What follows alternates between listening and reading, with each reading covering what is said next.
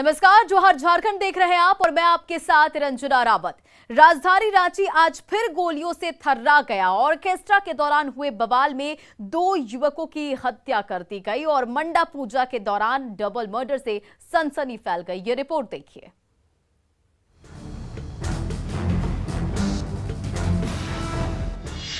राजधानी रांची में धाएं धाएं, ऑर्केस्ट्रा, बवाल और डबल मर्डर। मंडा पूजा के दौरान बहा खून। राजधानी रांची की जमीन एक बार फिर रक्त रंजित हो गई है। चानो में मंडा पूजा के दौरान डबल मर्डर से सनसनी फैल गई। दरअसल मंडा पूजा के दौरान लोगों के मनोरंजन के लिए ऑर्केस्ट्रा का आयोजन किया गया था। ऑर्केस्ट्रा में डांसर्स भी बुलाए गए थे और यही ऑर्केस्ट्रा बवाल की वजह बन गया है। ऑर्केस्ट्रा के दौरान ही 2 गुट आपस में भिड़ गए और फिर एक गुट ने अंधाधुंध फायरिंग करनी शुरू कर दी। फायरिंग में 2 युवकों की मौत हो गई, जबकि तीसरा शख्स रिम्स अस्पताल में जिंदगी और मौत से जूझ रहा है। उसी में किसी से स्टेज में चढ़ करके कोई हाथापाई हुआ है, तो उसी में बोला कि काहे मारा इसको करके, बस उसी में निकाल करके वो अपना पिस्टल निकाल करके गोली चला। और कोई लड़का और गया अभय कुमार उठाने के लिए, तो उसको भी गोली मार दिया। जो उसके तरफ बढ़ा उसी पर फायर करते हुए सब उसको मारते गया और तीसरा को भी मतलब कंधे पर चोट लगा है। ऑर्केस्ट्रा पार्टी जहाँ पर ये लोग जो ग्रीन रूम के लिए बना हुआ था टीम को ड्रेसअप होने के लिए, वहाँ पर 2 युवक पूरे फंक्शन से निकल के उधर जाने लगे। तो स्थानीय व्यवस्थापक जो लोग थे उन लोगों ने रोका, मना किया। करीब 3, साढ़े 3, सवा 3 की आसपास की बात रोका, तो उनसे वो उलझ गए। लोगों ने कहा कि उधर क्यों जा रहे हैं, फिर तो लोग तैयार होकर यहाँ नाच में आएंगे, उधर जाने की आपको जरूरत नहीं, समझ जाइए। लेकिन इसी में बहस हुआ। बहस में उसने पिस्टल निकाला पहले से रखे हुआ और फायर कर दिया। वारदात को अंजाम देने वाला आरोपी मौके से फरार है, लेकिन डबल मर्डर के बाद रामदगा में सन्नाटा पसरा है। कोई नहीं जानता था कि ऑर्केस्ट्रा की वजह इतना बड़ा बवाल हो जाएगा। वहीं रांची पुलिस पूरे मामले की तफ्तीश में जुट गई है। पुलिस का दावा है कि घटना में शामिल एक शख्स की पहचान हो गई है, लेकिन इस वारदात के बाद कई सवाल उठ रहे हैं।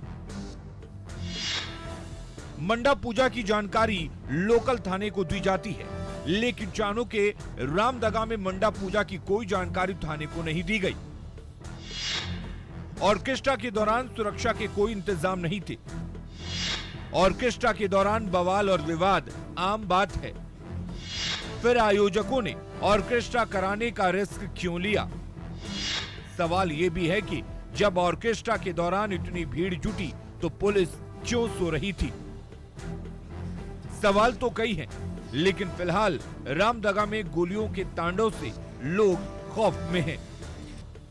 न्यूज़ 18 के लिए रांची से ओम प्रकाश की रिपोर्ट।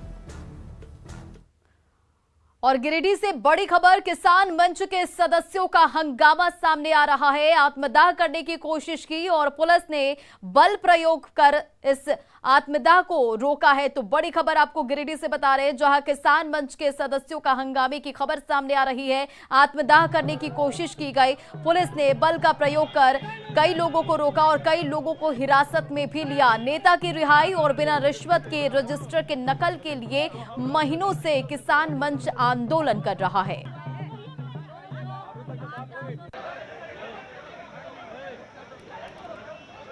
तो ये तस्वीरें देखिए कि किस तरह से पुलिस बल का प्रयोग करते हुए किसान मंच के सदस्यों को आत्मदाह करने से रोक रही है। ये तस्वीरें देखिए कि किस तरह से किसान मंच के जो सदस्य हैं वो हंगामा कर रहे हैं, अपनी मांगों को लेकर लगातार प्रदर्शन कर रहे हैं। पुलिस ने कई लोगों को हिरासत में भी लिया है। आपको बताते चले कि नेता की रिहाई और बिना रिश्वत के रजिस्टर के नकल के लिए महीनों से किसान मंच आंदोलन कर रहा है। जाम कर दिया। ऑब्वियस सी बात है कि रोड ब्लॉकेट करना इलीगल है और उनके पास केरोसिन था, तो जाहिर सी बात है कि सेल्फ इमोलेशन का प्रयास कर सकते थे, जो कि डेफिनेटली हम लोगों ने प्रिवेंट किया और शांतिपूर्ण तरीके से हल्का बल यूज़ करते हुए उनको डिस्पर्स कर दिया है। और गिरिडीह में अवैध बालू खनन रोकने को लेकर छापेमारी करने गई टीम पर हमला हुआ है और हमले के मामले में पुलिस ने 5 लोगों को गिरफ्तार किया। ये रिपोर्ट देखिए। पुलिस टीम पर पथराव, छापेमारी करने गई थी टीम, 5 लोग गिरफ्तार।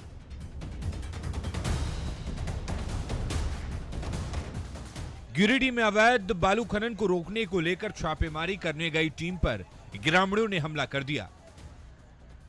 पुलिस को गांवा थाना के सेरुआ बेंड्रो सकरी नदी में अवैध खनन को लेकर शिकायत मिली थी, जिसके बाद छापेमारी को पहुंची पुलिस टीम पर ग्रामीणों ने पथराव किया।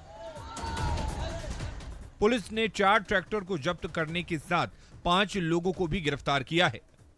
शेरवा नाम की जगह है गांवा थाना क्षेत्र में, जहां पर इलीगल सैंड माइनिंग चल रही थी। उसको देखते हुए कार्रवाई की गई है और 4 ट्रैक्टर को जब्त किया गया है। ट्रैक्टर्स को भी लाया गया है और FIR करके हम लोग आगे ही कार्रवाई कर रहे हैं। किसी का गिरफ्तारी भी हुआ है क्या सर? गिरफ्तारी भी हुई है, उनको जेल में वहाँ पे हम लोग बस पकड़ के ट्रैक्टर को यहाँ पे ला रहे थे। उसी बीच ग्रामीणों ने उसको रोकने की कोशिश की गई है। सरकारी काम में बाधा डालने का प्रयास किया गया है। इधर ग्रामीणों ने पुलिस पर बेवजह मारपीट का आरोप लगाया है। बलगल आवल गला से सबके नदिया से मारे लागले से मारते मारते आके यहाँ बजरंगबली मंदिला है तहाँ से मार के सब लिस्टियों मार के जनसोग मार के सबके मार के सुता दल के। तो की करिए हमनी की घर वो दोबारा ना बनेंगे, हमनी कहना चल जाइए। ग्रामीणों के सभी आरोपों को प्रशासन ने बेबुनियाद बताया है, साथ ही बेकाबू हुए हालात पर भी काबू पा लिया है। गिरिडीह से एजाज अहमद की रिपोर्ट। जामताड़ा में मतगणना केंद्र के बाहर जमकर बवाल हुआ है। दरअसल प्रत्याशी की जीतने के बाद समर्थक जीत का जश्न मना रहे थे और नारेबाजी कर रहे थे। इसी दौरान सुरक्षा बलों ने उन पर लाठीचार्ज कर दिया, जिसमें कई लोग जख्मी हो गए। हालांकि लाठीचार्ज के बारे में पूछे जाने पर एसडीओ ने लाठीचार्ज से इनकार कर दिया और उन्होंने कहा कि भीड़ को तितर बितर किया गया है। भीड़ को हटाने के दौरान कुछ लोग गिर गए और आपको बताते चले कि काउंटिंग के पहले दिन भी रिजेक्टेड मतों की रीकाउंटिंग की मांग को लेकर हंगामा हुआ था। पुलिस लोग बोलने लगा कि थोड़ा साइड हो जाइए, साइड हो जाइए। हम बोला सर हो रहा है, थोड़ा वो भीड़ में थोड़ा सा लेट लगेगा, हो रहा है क्या, कूद देंगे क्या, थोड़ा सा हो रहा है। उसके बाद मार दिया, यहाँ पर मार दिया।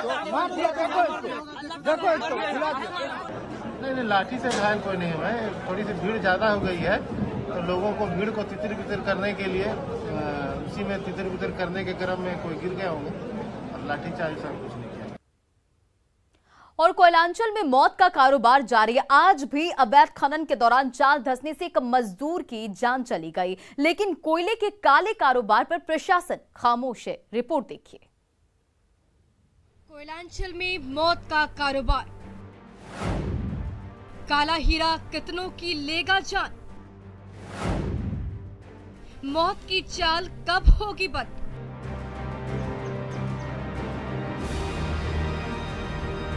धनबाद में मौत का कारोबार जारी है और इस मौत के कारोबार में बेकसूर मजदूरों की जान जा रही है। मधुबन कोलवासरी में एक बार फिर अवैध खनन के दौरान जाल धंसने से एक मजदूर अपनी जान गंवा बैठा, जबकि एक मजदूर घायल है।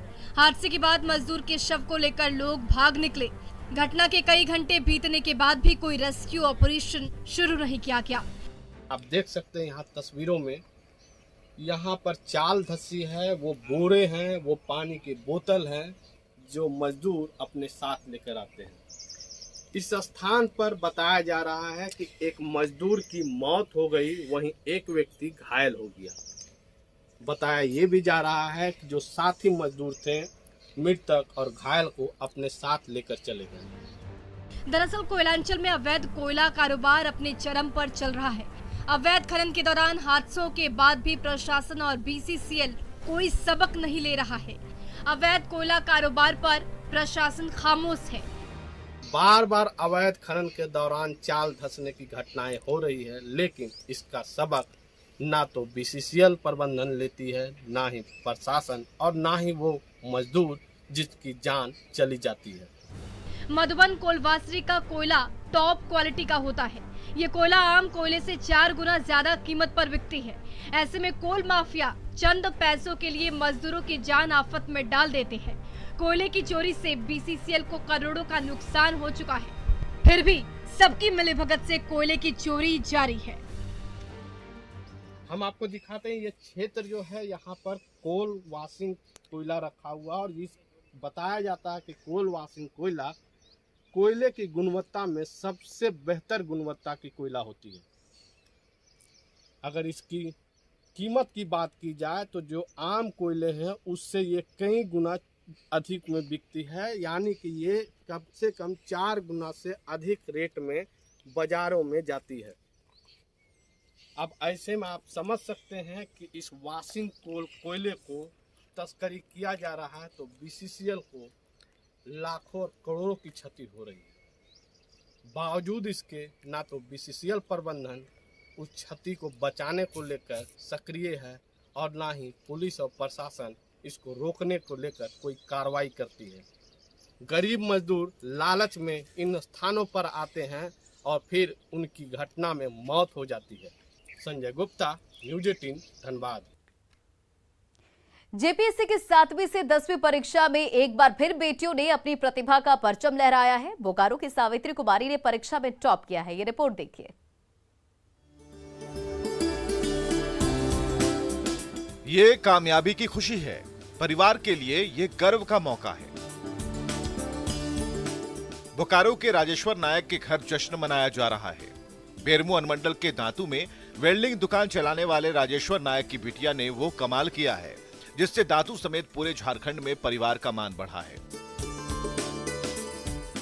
राजेश्वर नायक की बेटी सावित्री कुमारी झारखंड लोक सेवा आयोग की परीक्षा में पहले ही प्रयास में पहले नंबर पर आई है। परिवार की बिटिया अब डिप्टी कलेक्टर बनेगी। सावित्री कुमारी ने दांतू से ही 5वीं तक की पढ़ाई पूरी की। उसके बाद उसका चयन जवाहर नवोदय विद्यालय तेनुघाट में हो गया। 2010 में वहीं से उन्हें स्कॉलरशिप में Asian university of women Bangladesh में जाकर स्नातक करने का मौका मिला।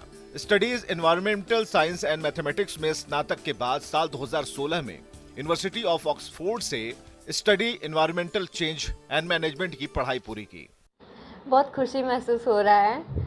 आई थिंक बहुत सारी महिलाओं को एक तरीके से एक रोल मॉडल के रूप में मिलेगा कि वो लोगों भी घर के 4 दीवारी के बाहर सोचने का सपना देखें। मैं यहाँ मिडिल स्कूल दांतू से पढ़ी, क्लास 1 से क्लास 5 तक। क्लास 6 से लेकर क्लास 12 तक मैं जवाहर नवोदय विद्यालय तेनुघाट में गई थी पढ़ने के लिए, और फिर वहाँ पे पढ़ाई करके मुझे एशियन यूनिवर्सिटी फॉर वुमेन में बैचलर्स पढ़ने का मौका मिला। वो बांग्लादेश में स्थित है। फिर वहाँ से मैं 1 साल का जॉब भी की उसी यूनिवर्सिटी में, और फिर मैं 16, 17, 18 में मैं इंग्लैंड में थी, और इंग्लैंड में यूनिवर्सिटी ऑफ ऑक्सफोर्ड में मैं मास्टर्स की, और मास्टर्स करने के बाद फिर आईटी बॉम्बे में मैं जॉब की 1 साल, और फिर अब मैं यहाँ हूँ। सावित्री कुमारी के पिता राजेश्वर नायक दांतू में ही गायत्री इंजीनियरिंग वर्क्स नाम से वेल्डिंग की दुकान चलाते हैं। जेपीएससी में बेटी की सफलता से गदगद पिता बेटी को आगे और भी कामयाब देखना चाहते हैं। ये मेरा सपना था। जब आईआईटी बम्बई में जॉब करने लगी ऑक्सफोर्ड से आके, तो हम बोले एक बार देख लो बेटी। तब हमारा इच्छा है कि जेपीएससी यूपीएससी का इच्छा था, लेकिन तब तक जेपीएससी का फॉर्म निकला तो हम बोले कि भर दो ये वाला, जेपीएससी अभी तैयारी करो, उसके बाद यूपीएससी का भी तैयारी करेगी। सावित्री कुमारी की कामयाबी दूसरे बेटियों के लिए न सिर्फ मिसाल है, बल्कि इससे उनके भीतर भी बेहतर शिक्षा हासिल करने का जज्बा जगेगा। न्यूज़ 18 के लिए बोकारो से मृत्युंजय कुमार की रिपोर्ट। झारखंड में कृषि सेवा संवर्ग के क्षेत्र में 32 साल बाद नियुक्ति प्रक्रिया की शुरुआत हुई है और जेपीएससी के जरिए चयनित 129 पदाधिकारियों को सीएम हेमंत सोरेन ने नियुक्ति पत्र दिया। झारखंड मंत्रालय में मुख्यमंत्री हेमंत सोरेन और कृषि मंत्री बादल पत्रलेख ने पदाधिकारियों को नियुक्ति पत्र दिया, और इस दौरान सीएम ने अधिकारियों को बड़ा बाबू या किरानी बाबू के भरोसे काम करने के बजाय ऊपर उठकर किसानों के लिए बेहतर करने की नसीहत दी। नियुक्ति पत्र पाए इन अधिकारियों को 6 जून से 2 महीने की ट्रेनिंग दी जाएगी। अभी ट्रेनिंग शुरू होनी है और मुझे लगता है ये ट्रेनिंग आप लोगों के लिए एक मील का पत्थर होना चाहिए, क्योंकि प्रशिक्षण निश्चित रूप से आपके आने वाले समय के लिए बहुत महत्वपूर्ण भूमिका निभाती है। नहीं तो आमतौर पर आप देखते हैं पदाधिकारी बड़ा बाबू और किरानी जैसे लोगों पर ही निर्भर हो जाता है। फिर आपका आत्मविश्वास जिस उद्देश्य और जिस उत्साह के साथ आए उस सब का कोई मायने नहीं। मैं समझता हूं कि आप बड़ा बाबू और किरानियों के भरोसे न रहें, आप नित नए ऊंचाइयों को छुएं।